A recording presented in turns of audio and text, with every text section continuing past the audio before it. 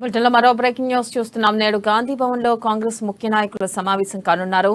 తెలంగాణ దశాబ్ది ఉత్సవాలపై వారు చర్చించనున్నారు. బీఆర్ఎస్ ప్రభుత్వం దశాబ్ది ఉత్సవాలను ఘనంగా నిర్వహించేందుకు కసరత్తు చేస్తుంది. ఈ క్రమంలోనే ఉత్సవాలపై కాంగ్రెస్ ముఖ్య నాయకులు సమావేశమై చర్చించనున్నారు.